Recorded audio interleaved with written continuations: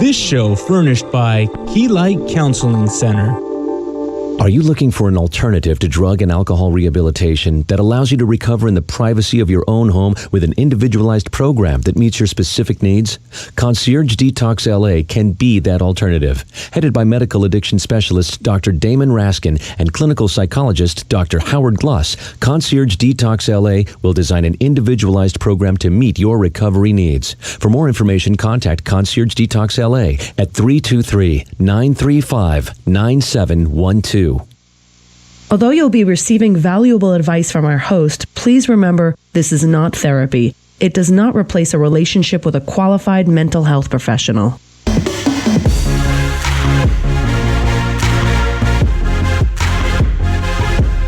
I'm Dr. G, and we are here with Engaging Minds. As you know, we're here every Sunday between 8 and 9 p.m. We got a great show coming up. We'd like to look at social issues and how they're affecting our lives. And as a psychologist, I like to look at it from a psychological point of view. And three issues that I've been thinking a lot about are how we're dealing with addiction in our society, how we're dealing with the new marijuana laws that are happening here in California, making marijuana legal, and also gender rights, which is so important to me, especially, with what's going on in this country around women's rights and LGBTQ rights. So with that in mind, I have three experts that I want to introduce you to. The first is Dr. Damon Raskin. He's an addiction specialist. We have Lindsay Horvath. Did I get that right, Lindsay? Horvath, thank you. She's a council member with the City of West Hollywood. And we have Dr. Curly Bonds. He's a psychiatrist, medical director of D.D. Hirsch, and he's also professor and chair of psychiatry at Charles R. Drew University. And I want to welcome you all to the show. Thank you very much. It's a pleasure to have you on. And I do want to say, if you want to call in, our number is 1-800-222-5222. Checking 1, 2. And you'll be able to talk to any of our guests and to myself. We had a little accident there, but we're ready to go.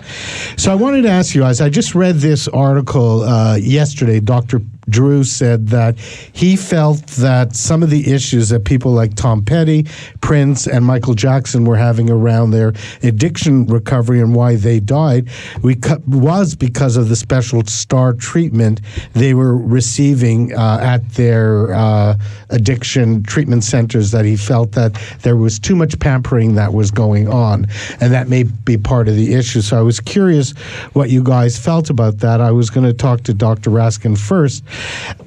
This thought about how we treat people, and do you think there is too much special treatment among celebrities? Oh, absolutely. I think that there are a lot of medical professionals out there in the addiction field, or even in non-addiction field, who treat these people on a pedestal, treat them differently, and they actually get worse medical care than the general population.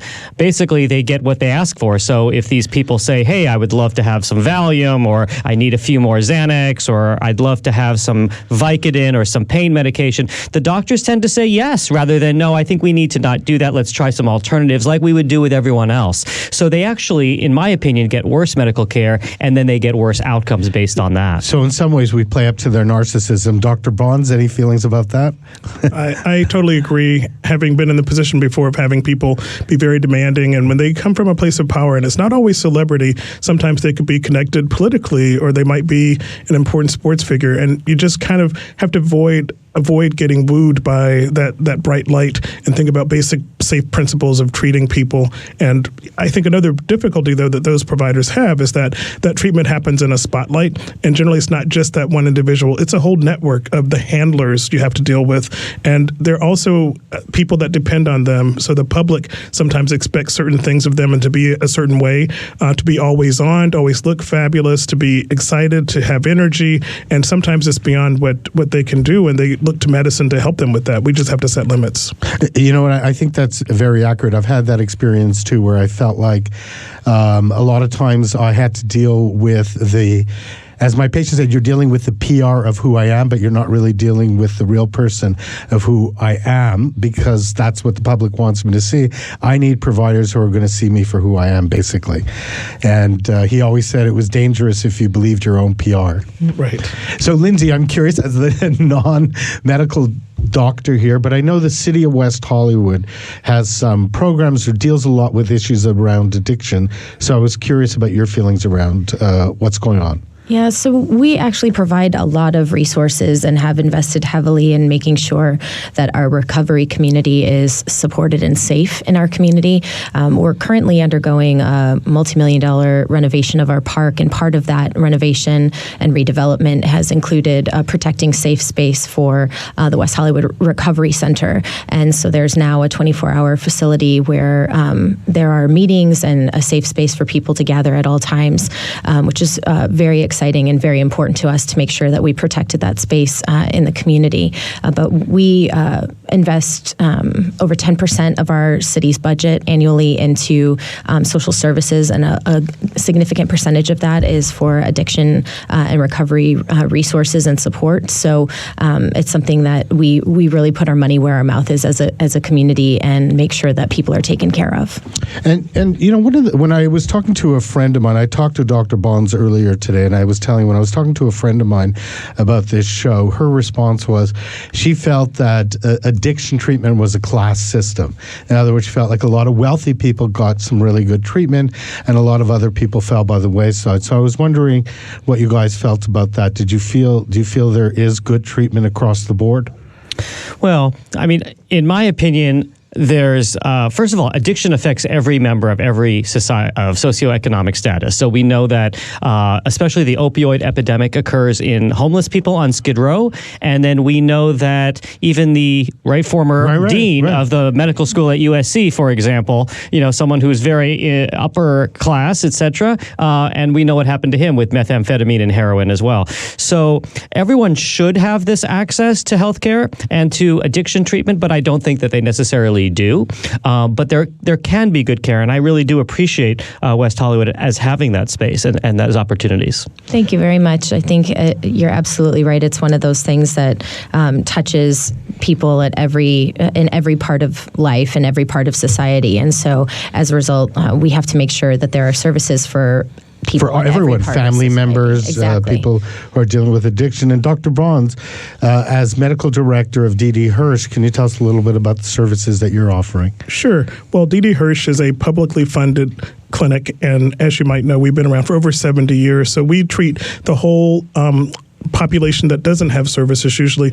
And one of the big things that cuts across all of these socioeconomic barriers is stigma. And I think there's an awful lot of stigma around mental health treatment. There's probably even more around substance use treatment. So we have a program where you can call the intake line and be assessed for both mental health and substance use issues. The majority of our services are focused on people that have co-occurring mental health disorders like depression, schizophrenia, bipolar illness, but a fair number of those folks will use substances. In fact, starting in teen years, people with schizophrenia use stimulants at a much higher rate than the general population. So we're often in the position of treating both of those things together. But our programs, some of them are funded by Medi-Cal, so you don't necessarily have to have a trust fund and a huge bank account to get treatment. And that's what I want our audience to hear really well, is that this sense that that is a myth. Right. My friend, and I've heard that from patients too, this sense of, well, I can't afford treatment.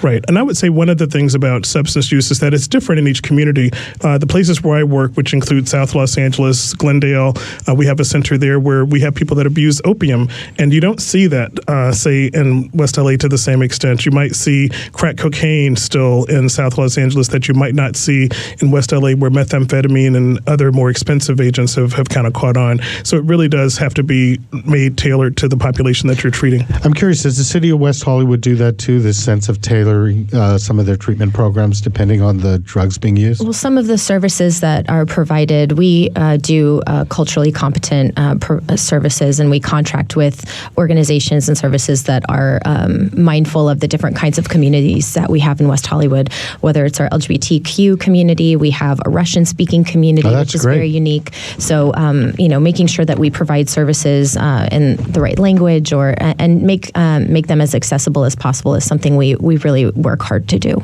And also the right age. A little while back, Dr. Raskin and I did a show about geriatric addiction, and maybe you could share a little bit of that information. It's a population that we don't really think about having addiction issues, but actually there are quite a bit. That's exactly right. And I end up treating quite a few older patients with substance use disorders, and many people don't think about it. They think, oh, maybe my relative is demented, or they may think, oh, they just forgot to come to dinner, whereas they don't think about the fact that they could be an alcoholic or they could have a drug issue. And I see it all the time, and we just don't think about it. So it's a population that's out there that's not getting enough treatment or enough thoughts about it.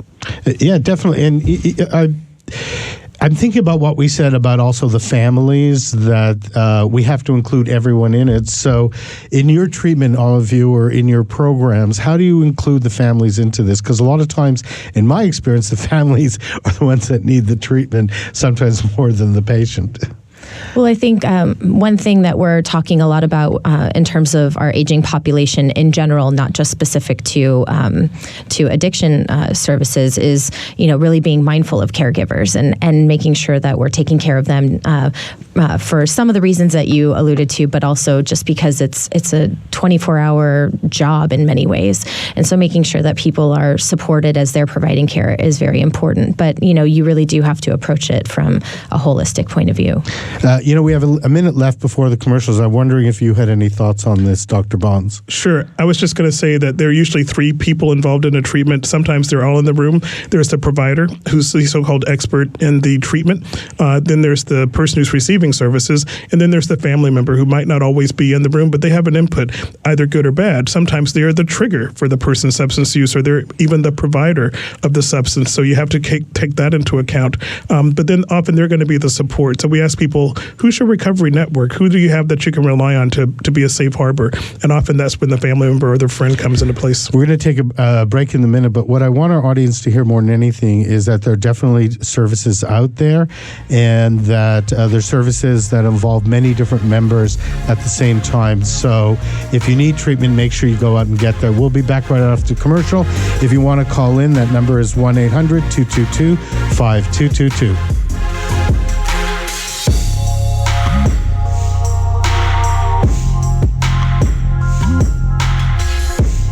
Are you looking for an alternative to drug and alcohol rehabilitation that allows you to recover in the privacy of your own home with an individualized program that meets your specific needs? Concierges Detox LA can be that alternative. Headed by medical addiction specialist Dr. Damon Raskin and clinical psychologist Dr. Howard Gluss, Concierges Detox LA will design an individualized program to meet your recovery needs. For more information, contact Concierges Detox LA at 323-935-9712.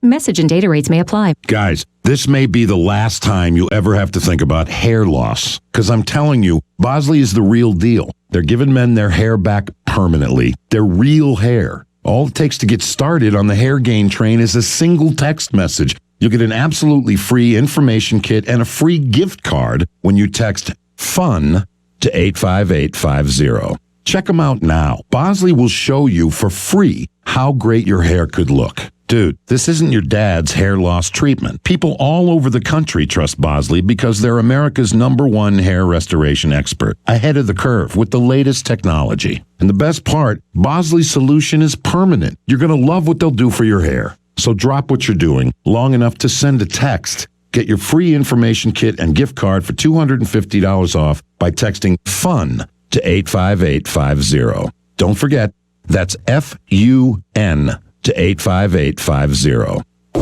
My number 2 does not look like a number 2. I don't know what to call it. Is there a number 3? Table for 4, please. Anything close to the restroom. A middle seat with these stomach problems?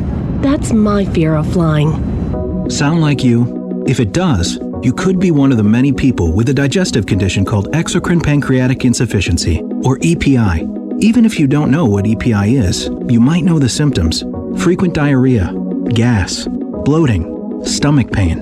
If you have even just one of these symptoms, you could still have EPI, because not everybody experiences EPI the same way, which is why it's so important to open up to your doctor about all your symptoms. And the good news is, EPI is manageable, so don't keep a lid on it. Go to identifyepi.com. Complete the symptom checker and use it to have a conversation with your doctor. Don't keep a lid on it. Visit identifyepi.com. Brought to you by AbbVie. Welcome back to Engaging Minds with your host, Dr. Howard Gluss, licensed clinical psychologist. G, and we are back with the show. We've been talking about addiction. Again, what I want everyone to hear is that if you need treatment, there are definitely services out there, and using financial reasons is not necessarily a good excuse. And also understanding that this is what I want to say as a psychologist, there's no shame in getting treatment, and the more a family or loved ones can be involved in the treatment, the more chances there are of success. And as we heard from Lindsay, the City of West Hollywood offers some great services. D.D. Hirsch, as Dr. Bond said, offers some great services. And now I'm going to plug something that Dr. Raskin and I have been doing. As you heard from the commercial, Concierges Detox LA, our motivation to start this service was we realized that there are people out there that need individualized care, maybe in the comfort of their home, that felt as though a program wasn't right for them. And what we do is we bring the program to you. So if you want to get information about that, you can contact me, Dr. Howard Gluss, at live.com or 323-935-9712, and we'd be glad to talk to you about our service. And with that, the big topic on everyone's mind now that marijuana is legal in California, do you guys feel like it's going to cause more of an addiction issue? Let's start with that, because that's a question people have been asking me. So go for it, Dr. Bonds. I think it absolutely is going to and has already caused a large addiction issue. The accessibility of marijuana, we know, has now become easier than for alcohol for some populations, especially young people. And I, as a psychiatrist, see a lot of folks who come into treatment thinking that they're already on a medication and they often want to continue with it. They don't quite understand the difference between evidence-based medicine, and which is what I'm practicing, that there are good studies and good published results that show that something helps a certain condition. If you go down to my neighborhood in Venice and look at the boardwalk and some of the providers there, they'll have a laundry list of the different conditions that supposedly cannabis treats, and they include a lot of mental health conditions that I know that there might be a modest improvement, but then over the long haul, most people end up using far greater amounts than are really helpful. And actually, marijuana, I believe, can make some of these psychiatric conditions worse, don't you?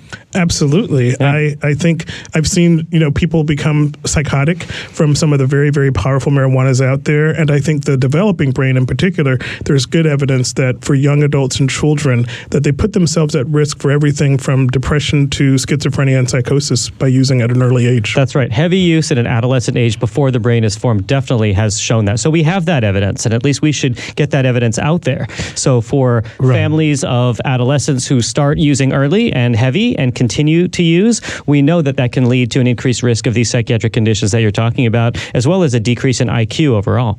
But what about this idea that of recreational marijuana use being legal now, and it's so complicated trying to understand exactly where it stands, but I was curious, how is it being dealt with in the City of West Hollywood? Well, adult use cannabis is available in the City of West Hollywood. Currently, we have 4 businesses that are operational, licensed both through the city and the state, according to the recent state regulations. And we're exploring opening up the market in West Hollywood potentially to more businesses. The conversation started in West Hollywood, though, as a medical with medical purpose for a lot of the AIDS and HIV patients who were suffering, especially during the 90s through the AIDS and HIV epidemic. So folks who were trying to not turn to some of the other addictive drugs, turning instead to marijuana for palliative care, I think is something our city has a particular history and understanding of. And so that's really how our relationship started, was making sure that patients could receive access. So we're continuing to prioritize patient access in West Hollywood, and I think it's we have very strict regulations, and in fact, a lot of cities have looked to our regulations to ensure that to see how we're regulating businesses. I think the problem comes in when we're not enforcing those regulations. And in West Hollywood, we're 1.9 square miles, so we're able to do a good job of that. But we've certainly seen in other cities, these businesses that pop up and aren't being held accountable and are creating problems. And I think that's really, we need to focus on that, because I do think that those businesses can contribute further to that problem. But would you say, and that's great to know that the city's being that responsible for it. So actually I have 2 questions. Let me ask you this question first.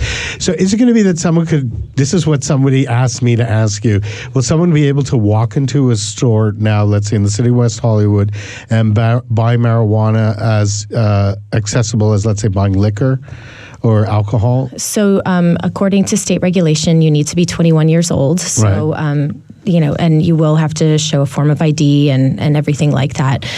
But you do walk in. You can receive consultation from the folks at each of these businesses, and then you can go and purchase it over the counter as you would. Okay, so there's going to be a normalization, let's say, in some ways of marijuana.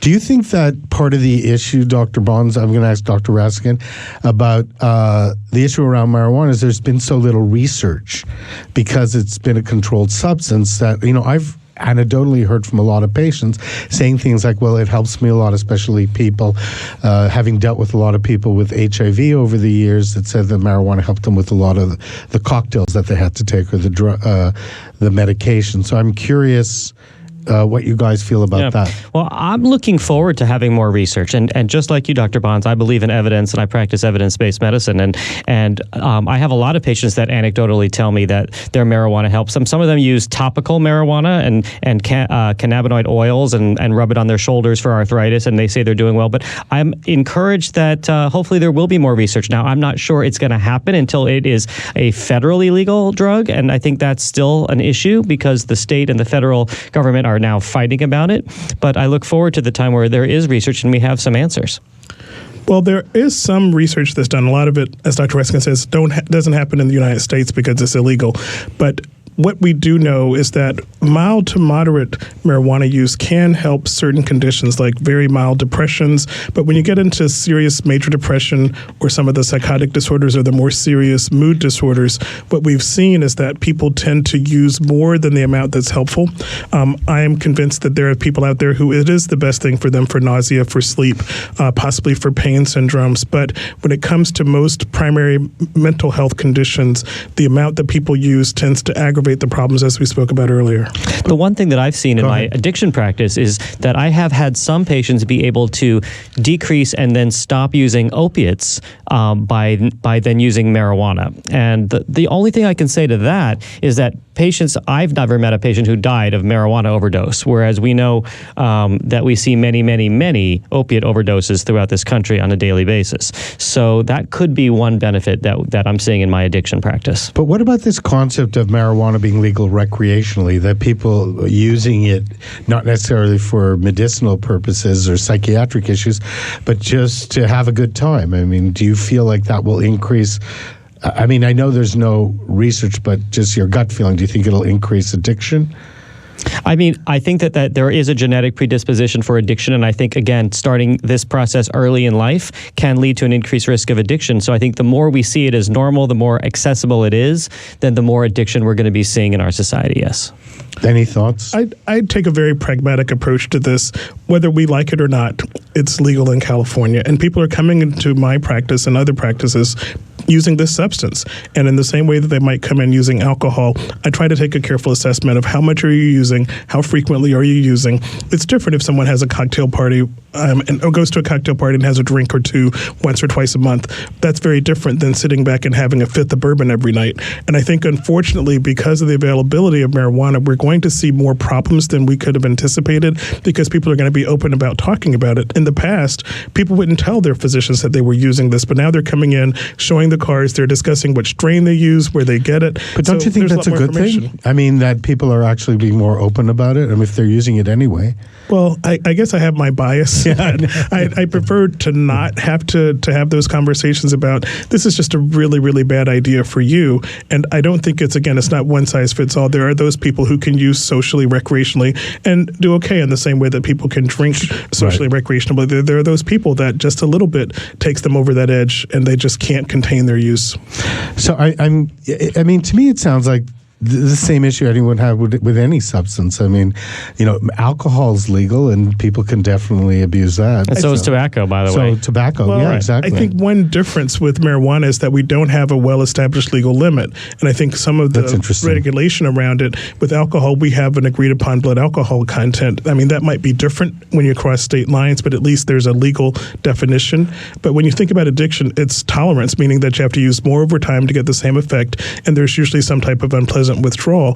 And, marijuana doesn't necessarily cause people to go into seizures when they withdraw from it, but they become irritable. I think there are some problems that suggest that it is an addictive substance. But I'm curious, is the city dealing with that at all? I mean, this concept of what the limits would be, like if someone was driving under the influence? So we're working very closely with our sheriff's department to make sure that we're keeping our community safe. This is something that the state hasn't established standards, and for lots of the reasons stated, studies are still being done to really understand what a legal limit might be. We're going to take a quick break, but I want to get back to this after the commercial because it's a question I know patients and people write in all the time about because it's such new territory for us.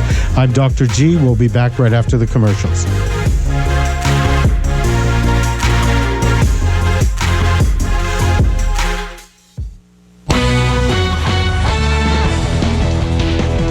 Talk Radio 790 KABC News Update. I'm Steve Cumming.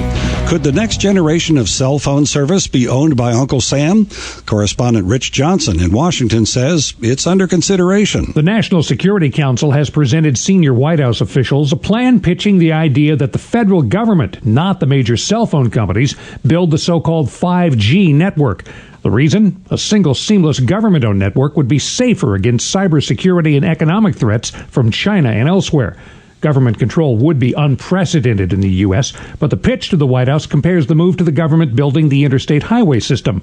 The government could then rent access to the carriers, and it wouldn't be a complete monopoly. There is plenty of spectrum left for private build-outs. Rich Johnson, Washington. KABC SoCal weather, mostly clear and breezy tonight with lows in the mid-50s to mid-60s. Tomorrow, sunny and continued windy with highs in the upper 70s and 80s. More news coming up and continuous coverage on KABC.com. I'm Steve Cumming, Talk Radio 790, KABC News. Norm's Bigger, Better Breakfasts are back. All day, every day, starting from just $6.99. 2 slices of crispy hot bacon, 2 perfectly cooked farm fresh eggs, 2 sizzling sausage links, hot grilled ham, golden hash browns, and 2 scratch-made buttermilk hotcakes. All this for just $6.99. Yep, Norm's Bigger, Better Breakfasts are back. All day, every day, but only for a limited time. Norm's Restaurants, where life happens 24/7. My number 2 does not look like a number 2. I don't know what to call it. Is there a number 3? Table for 4, please. Anything close to the restroom. A middle seat with these stomach problems? That's my fear of flying. Sound like you? If it does, you could be one of the many people with a digestive condition called exocrine pancreatic insufficiency, or EPI. Even if you don't know what EPI is, you might know the symptoms: frequent diarrhea, gas, bloating, stomach pain. If you have even just one of these symptoms, you could still have EPI, because not everybody experiences EPI the same way, which is why it's so important to open up to your doctor about all your symptoms. And the good news is, EPI is manageable, so don't keep a lid on it. Go to identifyepi.com, complete the symptom checker, and use it to have a conversation with your doctor. Don't keep a lid on it. Visit identifyepi.com. Brought to you by AbbVie.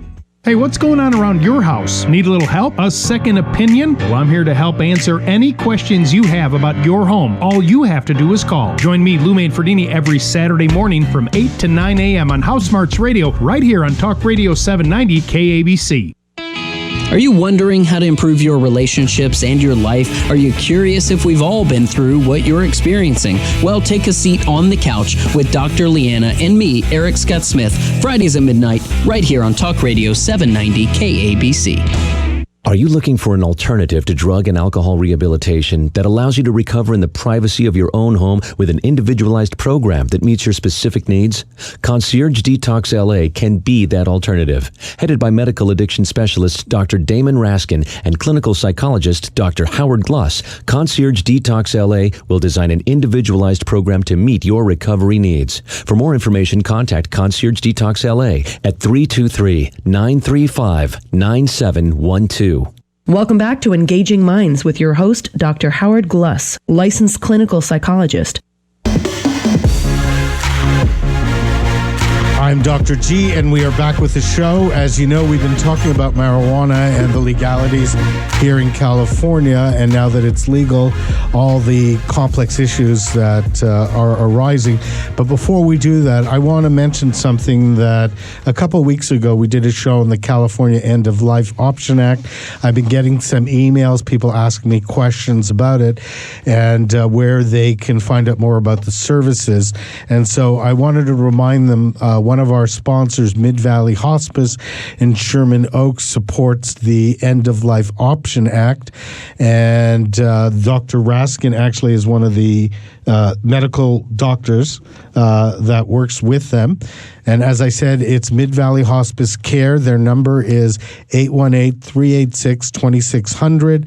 That's 818-386-2600. If you want to get more information about the End of Life Option Act, and if it's something you want to consider, make sure to call Mid-Valley Hospice. And you could also listen to our podcast from 2 weeks ago and get a lot of information about that really interesting issue that we're dealing with. So we were talking at the break. I wanted to share it with our audience around two issues. I'm going to start with Lindsay, the underground economy. Let's start with the incarceration. That I wondered if, again, we're just going anecdotally, if it'll reduce some of the incarceration rates in our state for possession of marijuana and what effect it's going to have on the underground economy.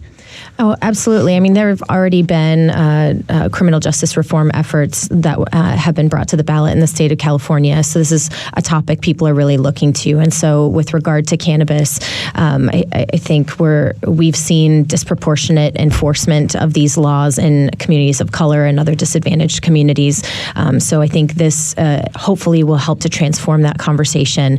The enforcement part is really the key area to focus on. And with this legal change, hopefully we'll see a difference there. I think also bringing this economy, which has been, it's over $1 billion in this state, bringing it out of the shadows, not only is, helpful to, taxes and all of that, but more importantly, making sure that people who are working in this economy are working in safe conditions, that they're being treated fairly, that they're being paid fairly. I think all of those things are really important too, and making sure that we're not sort of turning a blind eye to this economy that our state is benefiting from on the backs of people who, go nameless and faceless, but and are being taken advantage of is very important as well.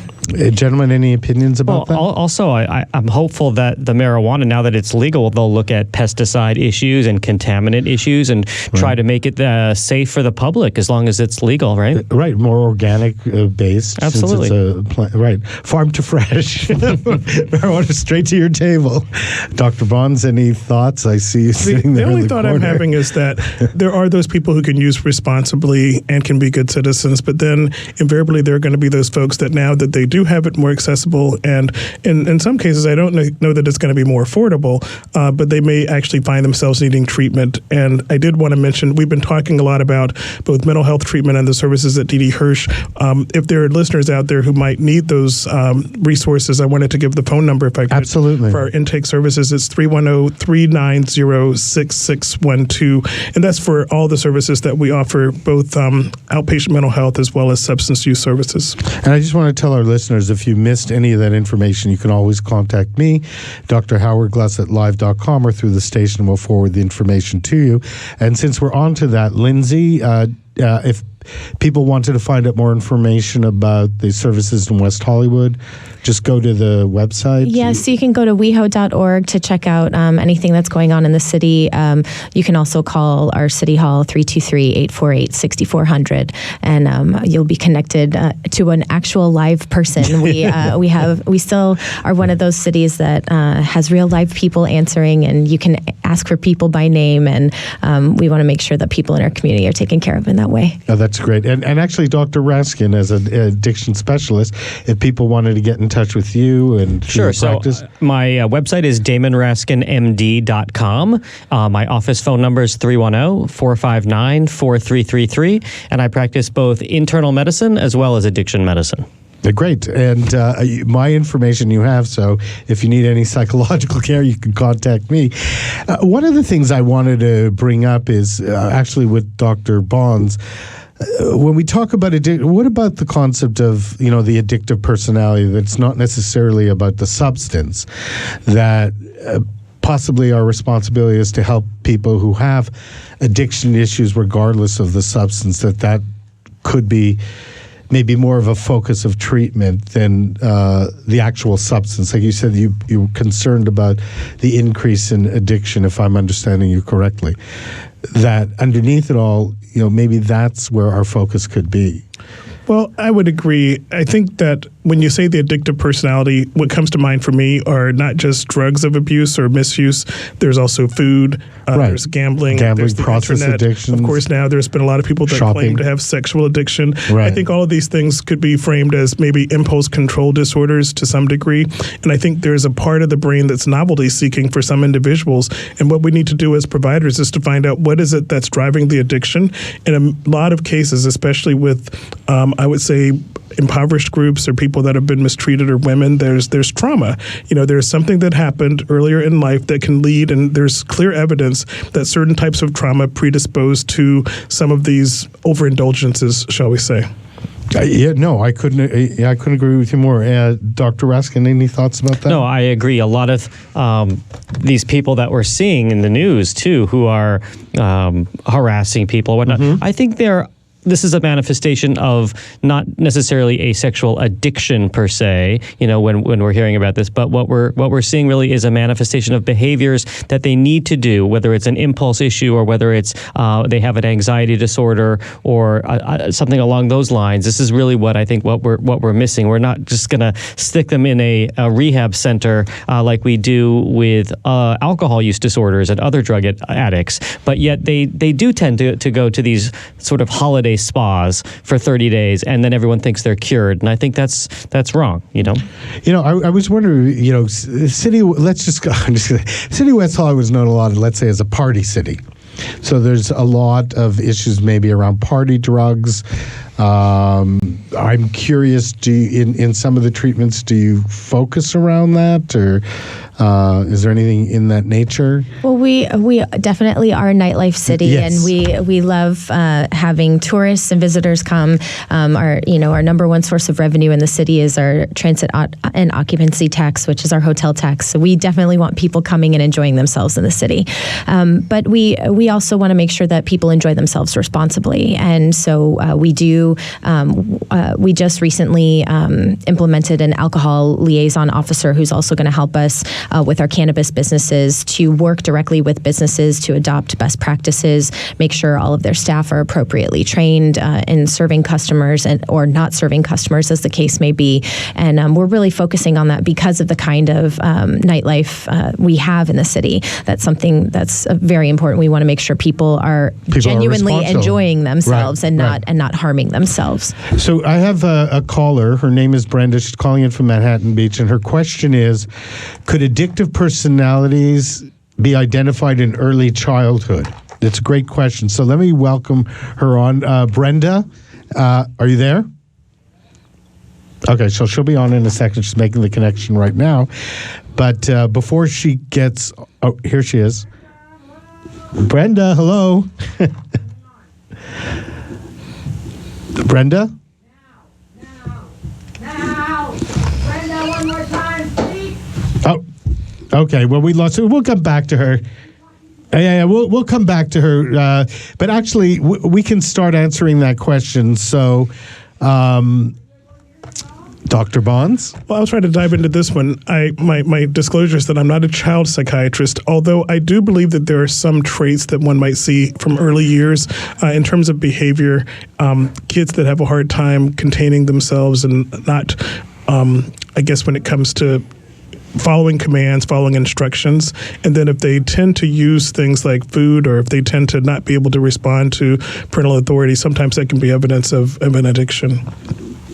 Okay, Dr. Raskin? Yeah, again, I don't treat kids either, but what I do see are adults with these addiction issues, and they often will tell me about their childhoods and that they're often difficult childhoods, so that's sort of the pattern that I've seen, whether it's feelings of abandonment or broken homes or abuse issues, and these kind of have a commonality in leading to some of these addiction issues. So whether how much is nature, some nurture, genetic predisposition or nurture, and probably it's a combination of both, and that's really my opinion, is that the brain has some genetic predisposition, and then there's a trigger, there's an event that will then lead them down this path, and that's usually what I'll see in my adult patients with addiction issues. And I was thinking about what Dr. Bond said earlier around the concept of trauma, that if there's early childhood trauma, there is a possibility like that can have an effect on addiction.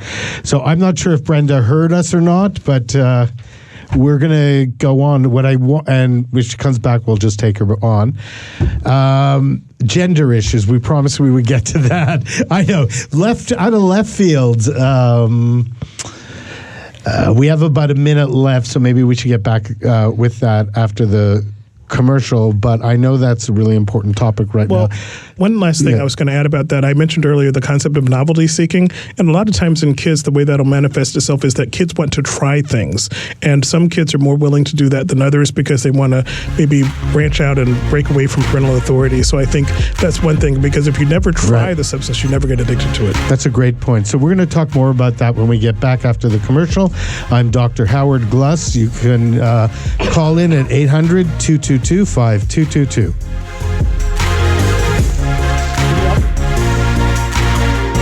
Are you looking for an alternative to drug and alcohol rehabilitation that allows you to recover in the privacy of your own home with an individualized program that meets your specific needs? Concierges Detox LA can be that alternative. Headed by medical addiction specialist Dr. Damon Raskin and clinical psychologist Dr. Howard Gluss, Concierges Detox LA will design an individualized program to meet your recovery needs. For more information, contact Concierges Detox LA at 323-935-9712. They say, want a new wireless plan? Gotta buy a new phone. At Simple Mobile, we say, just bring your own phone. Then pop in a Simple Mobile SIM card and boom, you've got 30-day unlimited plans starting at just $25 with nationwide coverage on a lightning-fast 4G LTE network, all with no contract. You can keep it complicated, or you can mobile simple with Simple Mobile. Available nationwide at Best Buy, Simple Mobile dealers, and authorized retailers. See the latest terms and conditions of service at simplemobile.com. I'm a squeaky toy, and I've got one job, getting chomped on by this little ankle sniffer. So pardon me for feeling inept compared to Geico, who does so much more. Like while I'm getting slobbered on, Geico is creating cool technology like their mobile app, which lets people pay their bills or file a claim. Plus, Geico is the fastest growing auto insurer for the last 10 years. Is it too much for me to ask for one more feature? Fast and friendly claim service like Geico, maybe? Oh, great. I'm getting buried again. Geico. Expect great savings and a whole lot more. Message and data rates may apply. Guys, this may be the last time you ever have to think about hair loss. Because I'm telling you, Bosley is the real deal. They're giving men their hair back permanently. Their real hair. All it takes to get started on the hair gain train is a single text message. You'll get an absolutely free information kit and a free gift card when you text FUN to 85850. Check them out now. Bosley will show you for free how great your hair could look. Dude, this isn't your dad's hair loss treatment. People all over the country trust Bosley because they're America's #1 hair restoration expert, ahead of the curve with the latest technology. And the best part, Bosley's solution is permanent. You're going to love what they'll do for your hair. So drop what you're doing long enough to send a text. Get your free information kit and gift card for $250 off by texting FUN to 85850. Don't forget, that's FUN to 85850. They say, want a new wireless plan? Gotta buy a new phone. At Simple Mobile, we say, just bring your own phone. Then pop in a Simple Mobile SIM card and boom, you've got 30-day unlimited plans starting at just $25 with nationwide coverage on a lightning-fast 4G LTE network, all with no contract. You can keep it complicated, or you can mobile simple with Simple Mobile. Available nationwide at Best Buy, Simple Mobile dealers, and authorized retailers. See the latest terms and conditions of service at simplemobile.com. Geico presents Unhelpful Home Improvement How-Tos. You can't predict when a pipe will burst, but when one does, you'll have quite a mess on your hands. So today, I'll show you how to prep for water damage by covering everything you own in plastic wrap. All you need is a lot of patience and 15,000 feet of plastic wrap. Now let's get started. You could try to protect your stuff by covering it in plastic wrap, or you could get covered for personal property damage through the Geico Insurance Agency. Visit geico.com and see how affordable renter's insurance can be. Welcome back to Engaging Minds with your host, Dr. Howard Gluss, licensed clinical psychologist. I'm Dr. G, and we're back with the show. This is our last segment, and I wanted to talk about a social issue that's important to me, this idea of gender issues. I read recently that since the Trump administration has gotten into office, that in the last year there's been a dramatic increase in violence against the LGBTQ community. And with that, I wanted to ask Lindsay, as a councilwoman in the city, council member in the city of West Hollywood, and former mayor, I just learned, of the city of West Hollywood, how the city is dealing with this issue. Well, we definitely see an increase in incidents of people acting out of hate, and it's really upsetting. It's certainly concerning to us, being a welcoming and inclusive community, a sanctuary city. You know, we have ever since our city was incorporated in 1984, and even long before then, we've been known as a community that, you know, is social justice oriented and a welcoming community for so many different and diverse communities. And so, you know, it's very concerning to us to see the increase of incidents of hate and violence, especially against the LGBTQ community. And you know, when you see the rhetoric that's coming out of Washington, you know, it's hateful, it's irresponsible, and it incites violence. And, you know, people can argue First Amendment all they want, but at the end of the day, we've certainly seen an increase in hostility in the community, and it's tough. And to go along with the theme of our show that we've been discussing, probably an increase in mental health issues and possibly addiction. Absolutely. Gentlemen, any thoughts about that? Well, I think the LGBT community is definitely affected. I think there are others as well. Being a person of color myself, I know that a lot of the constituents and colleagues that I have who never really thought about themselves in that light now are scared. You know, people are frightened that things are allowed and that things will happen and that things can be said. And that's kind of a so-called gateway drug to more serious things happening. When you hear the rhetoric, as Lindsay said, it really does make me stop and pause to think about what our standards of acceptability are in this country. And Dr. Raskin, you were telling us at the break, I want you to share with the audience about this incident that happened in Orange County recently. I was just reading today in Orange County about a 20-year-old who killed another young adolescent. I think he was 19 in Laguna Beach, somewhere near there. They knew each other in high school, and he stabbed him 20 times and left him buried in a shallow grave in a park. And it turns out that we just found out that he was part of a neo-Nazi fascist group and hate group, and I think this is really coming to light. We're seeing more and more of this. Yeah. And we have a vice president who believes in conversion therapy, who, you know, is telling people that they can be cured of their homosexual, you know, their sexual orientation and gender identity. I mean, that contributes significantly to the national conversation that we're having, and we have a lot of laws on the books thanks to the Obama administration, the work of grassroots activists, and so many people who have been hard at work for many years. But when that dialogue changes, you know, you might have laws on the books, but if they're not being enforced and if people aren't being protected, you know, it's you have to really bring those words to life off the page. And words can be very powerful. You know, as a child of two parents who were Holocaust survivors, I've seen it personally in my own family. You know, anxiety, even though both my parents are gone right now, but really the message that they always told me growing up is how dangerous words are, and words can lead to action, and that's what we're seeing right now. And this terrible hate that's going on in the country. And it really does tie into the social issue we're talking about addiction and mental health issues, that even though we're not quoting any studies right now, it's not hard. I mean, I know from a personal standpoint, I've had a lot of patients over the last year talk about their anxiety about what's going on in the country, something I hadn't really seen before, and I've been practicing for 20 years, and on such a deep sort of level about their fears and anxieties and what's going on. I have a lot of patients as well who come in complaining of insomnia, and when I get into what their trouble is, they talk about the state of the world and politics and what's going on, and they're afraid, and that's leading to insomnia, which can often then lead to other mental health disorders like depression and anxiety. Right. I think one of the things that I don't want to get too scientific, but we do produce a stress hormone. Our bodies make something called cortisol that's a response to trauma.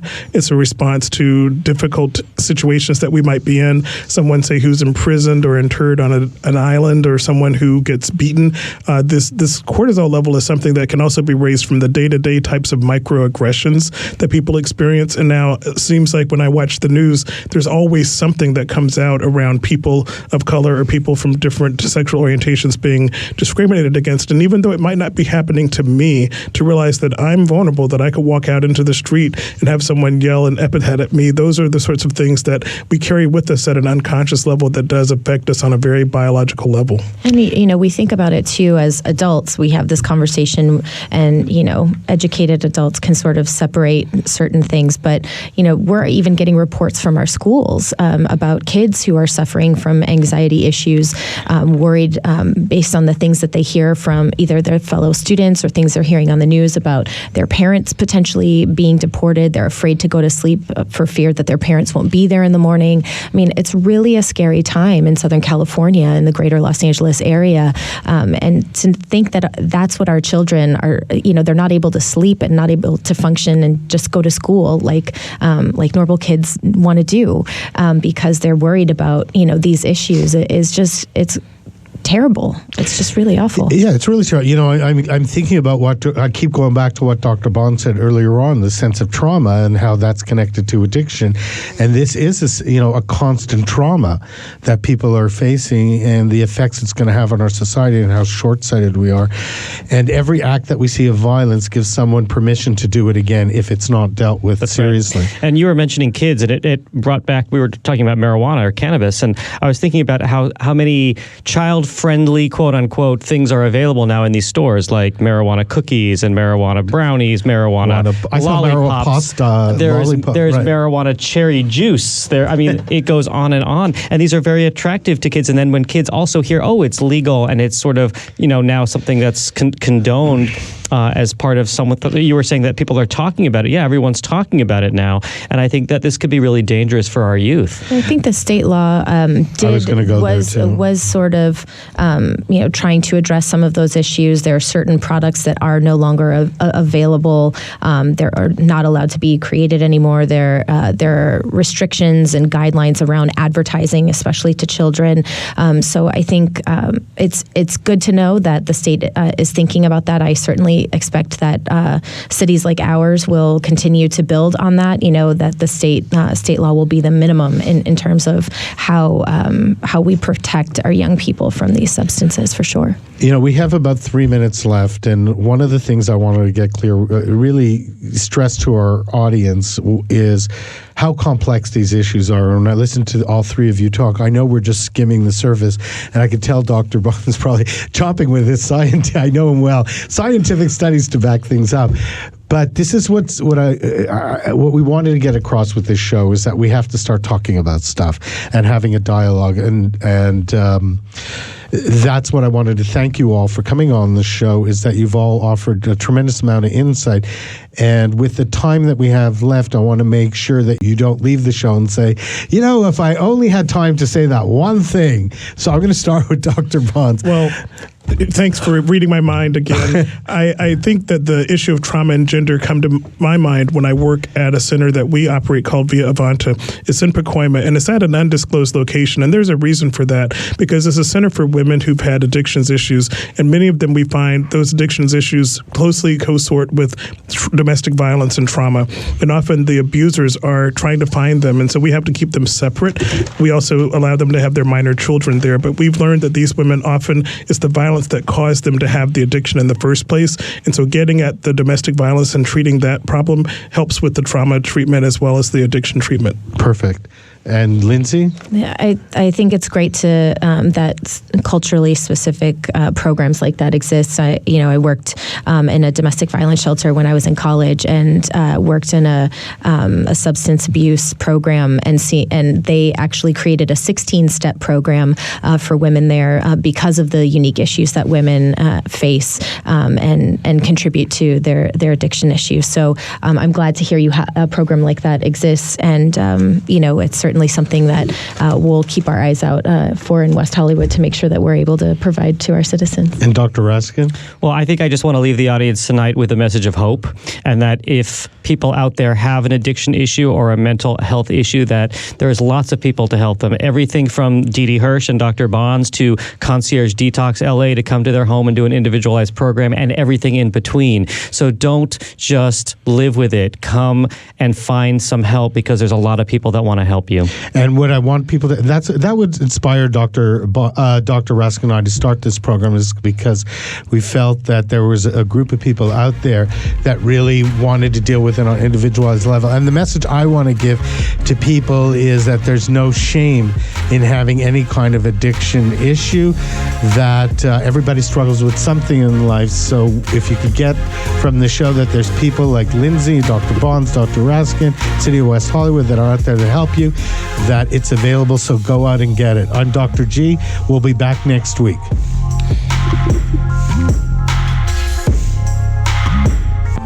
This show furnished by Key Light Counseling Center.